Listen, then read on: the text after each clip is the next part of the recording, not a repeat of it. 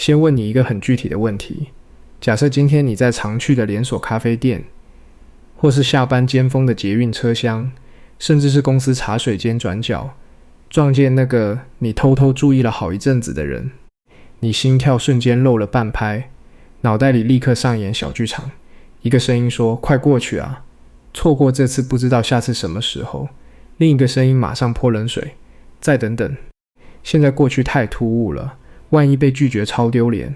好不容易你深吸3口气，握紧手里的饮料，终于决定要迈开脚步。这时候你直觉认为，决定这次搭话会不会成功，对方会不会对你有好感，最关键的因素是什么？ A. 你想的开场白够不够幽默，够厉害。 B. 你能不能表现得从容自信，完全不慌。 C. 你有没有先给对方一点心理准备。 D. 你能不能藏好紧张，千万不能被看出来。我猜绝大多数人第一反应会选 A 或是 B， 太合理了。我们看过太多两性教学，太多电影影集，所有顺利的邂逅看起来都始于一句漂亮的台词，加上一个从容不迫的眼神。我们很自然会以为自信是前提，你要先拥有自信这个东西，你才有资格靠近喜欢的人。那些敢主动搭话的人，肯定天生就带着某种自信基因，不像我们永远在关键时刻听见再等等，明天再说的声音，最后只能坐在原地，看着别人先开口。但今天我要告诉你的第一件事，可能会推翻你过去好几年的认知。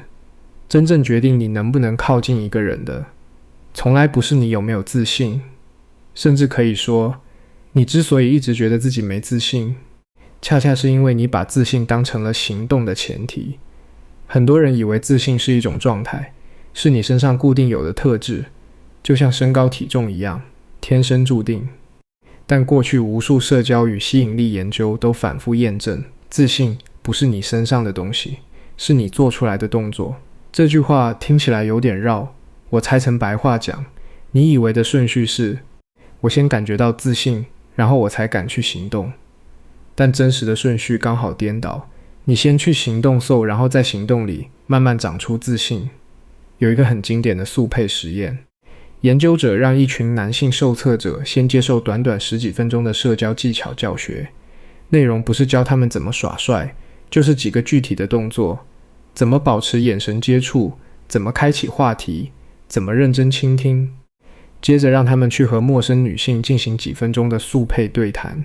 事后女性受测者的评分显示，受过训练的男性被认为社交自信更高，整体吸引力更强，女性也更愿意和他们继续联络。重点是，这些男生并没有突然变成另一个人，也没有瞬间摆脱紧张，他们只是学会了几个可复制的步骤，然后照着做。而对方感知到的自信，其实就是这些动作累积出来的结果。你越把靠近一个人这件事当成一种可拆解、可练习的技能，就像学骑脚踏车、学打字一样，而不是一场证明我够不够好的性格考试，你心里的抗拒就会越来越小，因为你知道，这不是在考验你的价值，这只是在练习一项技术。做不好很正常，多练几次就会顺。暗恋的人最容易掉进的陷阱，就是等我准备好了再说，等我瘦一点，等我工作更稳定，等我更会聊天，等我看起来更从容。但你仔细想就会发现，这个准备好的感觉永远不会到来，因为你的大脑本来就把靠近喜欢的人归类成高风险事件，它会一直给你发还不够安全的信号。你等的不是准备好，你等的是紧张完全消失，但紧张永远不会完全消失。真正的改变从来不是等紧张不见了才往前走，而是你承认紧张就在那里，然后带着它多往前跨一步。这就像学游泳，你不会站在岸边想，等我不怕水了再下水。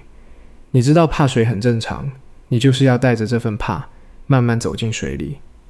一次一次练习，怕的感觉才会慢慢退后。社交自信也是一模一样的道理。讲到这里，你可能会点点头，觉得好像有道理。但接下来你一定会问，好，就算我愿意带着紧张跨出去，为什么很多时候我鼓起勇气开口了，对方反应却很冷淡，是不是我话说的不好？这就是第二个多数人没意识到的盲点。冷启动的靠近失败率高，往往根本不是因为你台词差，而是因为你出现的太突然了。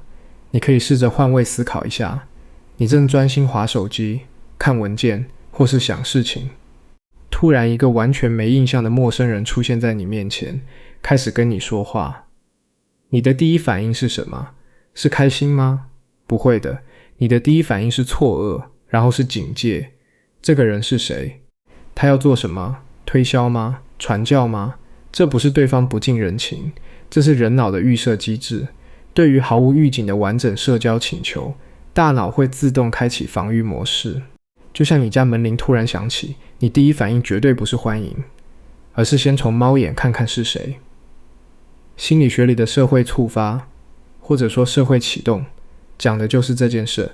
拆成白话很简单，在正式开口之前，先给对方一个超低风险的小信号，让他的大脑先把你登记成安全的存在。你再往前，整个互动的情绪基调就会从被打断变成延续。这个小信号可以有多简单？短暂的视线接触，一个浅浅的微笑，擦肩而过时轻轻点个头，就这样，几秒钟的事。你不要小看这几秒钟，有了这个动作，你再走过去说话的时候，你就不是一个突然冒出来的陌生人，你是刚刚那个对我笑的人，刚刚点过头的人。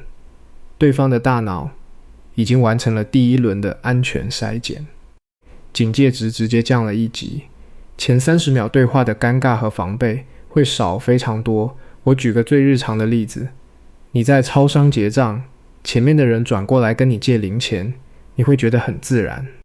但如果一个人从门口直接穿过来，走到你旁边就开口借钱，你马上就会退后一步。人还是同一个人，话还是同一句话，差别只在于他有没有先出现在你的视野里，让你有个心理准备。暗恋的时候，这点尤其关键。你已经在心里把对方演了几百遍，你觉得自己是带着满满心意过去的，但在对方眼里，你就是一个凭空出现的陌生人。你觉得自己是鼓起勇气，他觉得自己是被打扰。这认知落差从一开始就注定了后续的难度。而这几十秒的铺垫，说穿了就是一种体贴。你不急着闯进对方的空间，你先打个招呼，告诉他我在这里哦。等他接收了这个讯息，你再慢慢靠近。你可能会想，要是我看他没理我怎么办？那不是超尴尬？其实完全不会。这个动作的重点从来不是他有没有回应你，而是他有没有看见你。只要他的视线扫过你一次，他的大脑就已经留下印象了。就算他没笑没点头，也一点关系都没有。你本来就要过去说话的，你没有损失任何东西，反而多赚了一层熟悉感。更有意思的是，当你习惯先做这个小动作，你自己的紧张也会下降，因为你不是从零直接跳到开口，你有一个缓冲，你先确认了对方的状态，也给自己一点心理建设，跨出去那一步就会变得容易很多。好，现在你做好了铺垫，也顺利走到对方面前，开口说了第一句话。接下来是绝大多数人都会做错，而且错了好几年的一件事。几乎所有人在靠近喜欢的人时，第一个念头都是千万不能被看出我很紧张，要冷静，要从容，要装得若无其事，最好看起来就像随便路过随口聊聊一样，为了演好这场我一点都不在乎的戏。你把大半的注意力都拿去控制表情，控制语气，控制手要放哪里，结果就是你根本没在听对方说什么，你满脑子都是我刚刚那句话说的好不好，我表情会不会很怪，对方也会隐隐约约感觉到你好像在演什么，而不是真的在这里跟他说话。但哈佛的情绪重评实验还有后续大量的情感标注研究都显示，与其拼命掩饰紧张，不如直接把它说出来。对，你没听错，直接承认。比如很自然地说一句，说真的，我刚刚在那边犹豫超久，差点就说服自己不要过来了，或是其实我有一点紧张，不过还是想过来跟你打个招呼。就这么简单一句话，效果好到你会惊讶。为什么？首先从你自己的层面来说，情绪标注本身就是一种调节。当你把我很紧张这件事说出口，大脑里负责处理负面情绪的区域就会被启动，焦虑的生理反应反而会下降，你不用再花力气去压去藏，那些能量就会释放出来，你反而会变得更放松更自然。而更重要的是对方那一端的变化，很多人以为说出紧张就是示弱，就是露怯，对方就会看不起你。刚好相反，你把紧张说出来，不是在告诉对方我很弱，你是在告诉他，因为是你，所以我才会紧张。这一下就把对方从被搭讪的目标拉到了被认真选择的人的位置。你想想看，如果一个人看起来超级熟练，超级从容的过来跟你说话，你心里第一个念头是什么？你可能会想，他是不是常做这种事？他是不是随便看到人都搭话？你会觉得自己是他的其中一个目标。但如果一个人带着一点点紧张，很诚实的告诉你，我其实有点不敢过来，你反而会知道，他是特地为了我才鼓起勇气的，我是被选中的那一个。人一旦感受到自己是被认真对待，被特意选中的，防备心立刻就会松动，对你的好感甚至会不成比例地上升。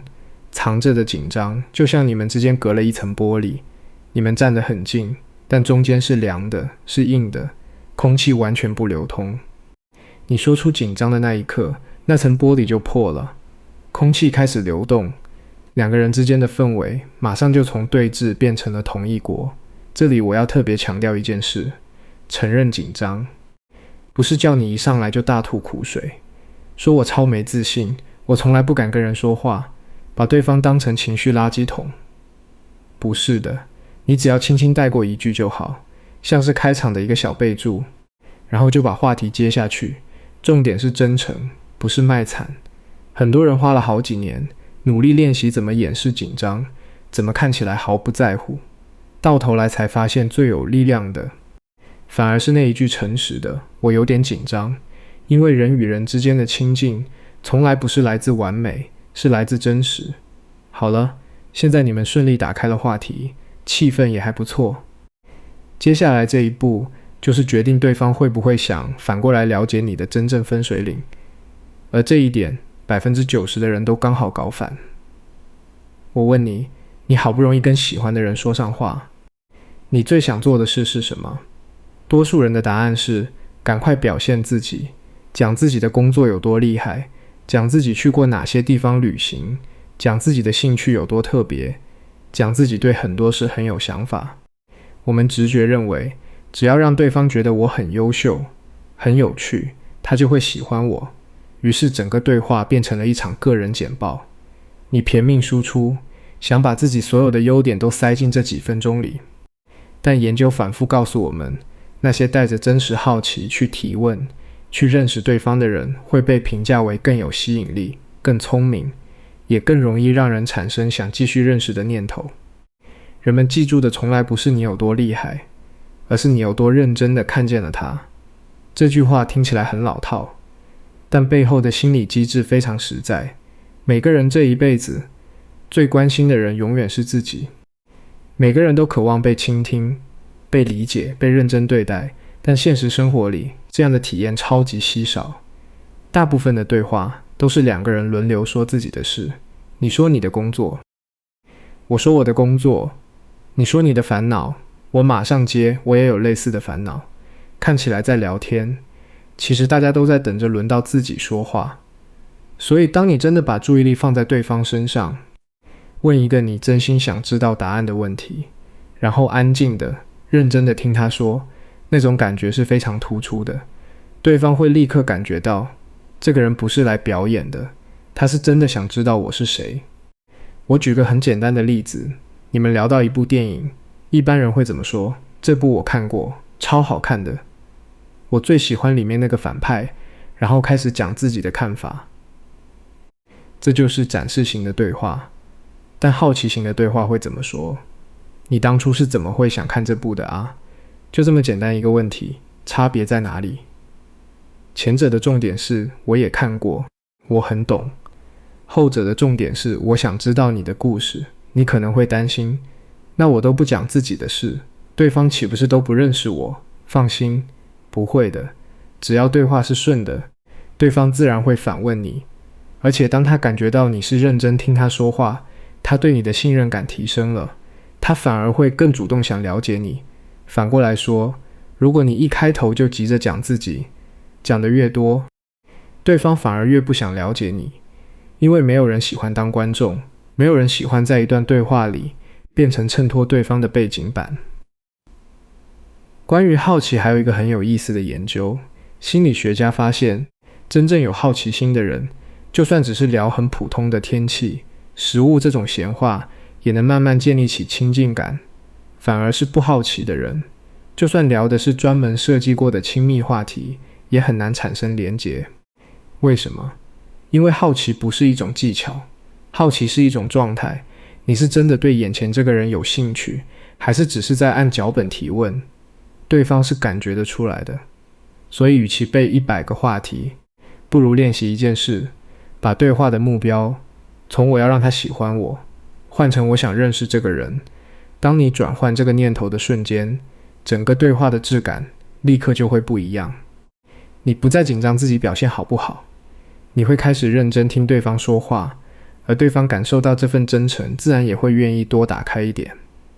接下来要讲的这个小技巧，几乎不费力气，成本为零，但效果好到常常让人觉得不可思议。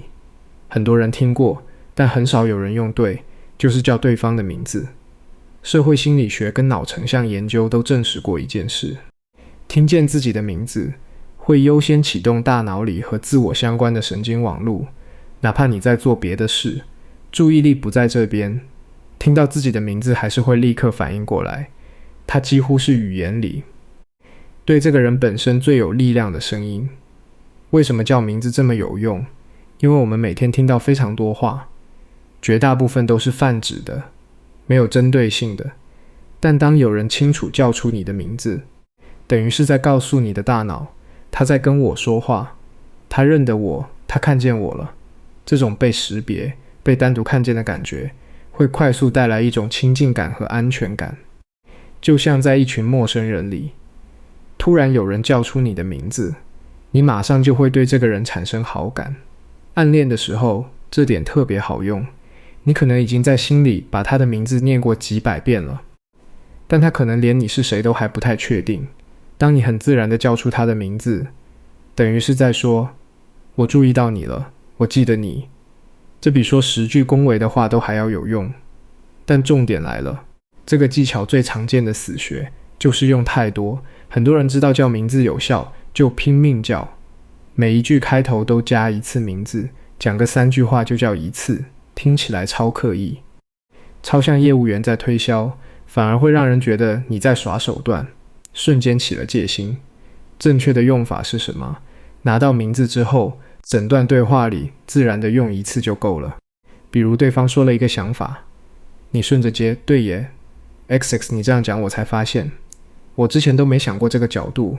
或是他说到一件有趣的事，你笑着说，这也太酷了吧 X 就一次，点到为止。那一次精准的使用，往往能制造出大多数人整场对话都制造不出来的亲近感。太多了，反而适得其反。你记住一个原则就好，用名字是为了回应他的话，而不是为了用而用。它应该是对话里自然的一部分，不是你硬塞进去的技巧。讲到这里，5个心理学的小暗号基本上都讲完了。先给低风险的小信号，坦然说出你的紧张，用好奇代替展示，适当叫一次对方的名字。还有我们一开始讲的，把自信当成动作而不是状态。但我知道，就算你把这些都笔记起来，真的到了现场，很多人还是会不敢。为什么？因为你怕失败，怕被拒绝，怕气氛尴尬，怕事后想起来觉得丢脸。所以今天最后，我想跟你算一笔账，一笔很多人从来没认真算过的账，开口跟不开口，成本到底分别是多少？多数人在犹豫的时候，脑子里想的都是：万一失败了怎么办？万一对方不理我怎么办？那超丢脸的。他们只算了说了的风险，从来没算过不说的代价。那我们来算，开口的成本是什么？最多就是30秒到1分钟的尴尬，对方礼貌地说不好意思，或是简单聊2句就结束，然后你们各自走开，往后可能也不会再见。这几十秒的不舒服，转身去买杯饮料，走几步路，差不多就散了。就算当下很糗，过1个礼拜你也差不多忘了。那不开口的成本呢？是你回家之后，整个晚上都在反复回放那个画面。刚刚要是我过去就好了，不知道他会怎么回答，早知道就勇敢一点。是你下次再去那家店，再经过那个地方，都会下意识找他的身影。是几个月，甚至好几年之后，你偶尔想起这件事，心里还是会有一点点遗憾。当时为什么没有试试看？对话本身最坏的结果，不过是礼貌结束，彼此无视。但不开口的结果，是你永远都不会知道答案。而那些没说出口的话，最容易在脑子里循环播放，放得越久，重量越重，30秒的不适，换来的可能是好几年的故事。就算没有故事，你也换来一个我试过的答案。怎么算？其实都是说出口比较划算。而且我一直觉得，靠近喜欢的人这件事，从来就不是为了一定要得到什么结果，它更像是一种自我训练。你每一次带着紧张往前走一步，每一次把紧张说出来，每一次把注意力放在对方身上，都是在给你的大脑写入新的经验。原来我可以做到，原来失败也没那么可怕，原来带着紧张也能好好说话。这些经验累积到一个程度，你会发现原本以为是天生性格的限制，其实都会松动。你改变的不只是面对暗恋的态度，你改变的是面对所有你想要的东西的态度。你不会再等准备好才开始，你会直接去试。很多人说暗恋到最后，喜欢的其实是自己的想象，但我反而觉得暗恋最宝贵的部分，是你为了靠近一个人，慢慢变得更勇敢的那个过程。就算最后没有在一起，你也收获了一个更敢争取，更能面对紧张的自己，这才是最赚的。最后我想说的是，今天讲的这些从来都不是什么套路，也不是什么心机，它们本质上都是在教你怎么用更真诚，也更尊重对方边界的方式去靠近一个人。你不用装成很有自信的样子，你可以带着紧张前行。你不用突然闯进别人的世界，你可以先给一个善意的信号。你不用拼命证明自己有多好，你可以认真去看见对方的好的关系。从来不是你完美演了一场戏，让对方爱上你的表演，而是你拿出真实的自己，对方也愿意拿出真实的自己。你们一步一步慢慢靠近，下次再遇见那个让你心动的人的时候，不用等准备好，不用等自信满满，也不用等完美的时机，先给一个微笑，然后走过去。就算有点紧张也没关系，30秒的勇气可能换来的是从此以后完全不同的风景。